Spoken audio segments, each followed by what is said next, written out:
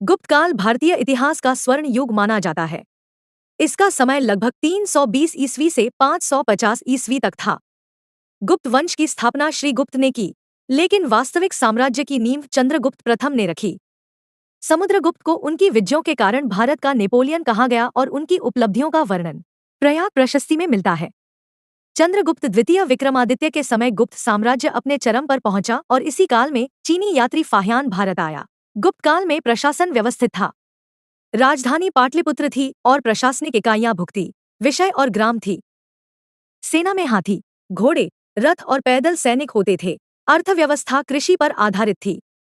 व्यापार रोम, चीन और दक्षिण पूर्व एशिया से होता था और स्वर्ण मुद्रा दीनार प्रचलन में थी। भूमि कर मुख्य राजस्व स्रोत था।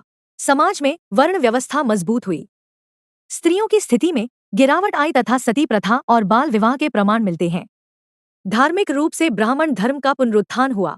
विष्णु और शिव की पूजा प्रमुख रही तथा बौद्ध और जैन धर्म को भी संरक्षण मिला। कला और स्थापत्य में मंदिर निर्माण की शुरुआत हुई।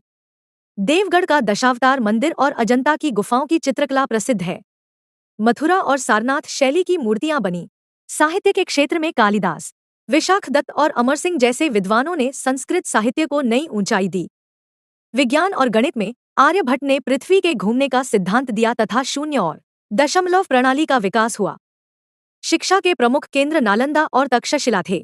गुप्त साम्राज्य के पतन के मुख्य कारण हूणों के आक्रमण, कमजोर उत्तराधिकारी, सामंतवाद का विकास और आर्थिक संकट थे। इस प्रकार राजनीतिक स्थिरता, आर्थिक समृद्धि तथा कला, साहित्य और विज्ञान के उत्कर्ष के कारण गुप्त काल को भारत का स्वर्ण युग कहा जाता है। अगर यह वीडियो आपको एग्जाम प्रिपरेशन में हेल्पफुल लगा हो तो इसे लाइक करें, शेयर करें और गुप्ता काल का पूरा डिटेल्ड एक्सप्लेनेशन देखने के लिए चैनल को सब्सक्राइब करना न भूलें।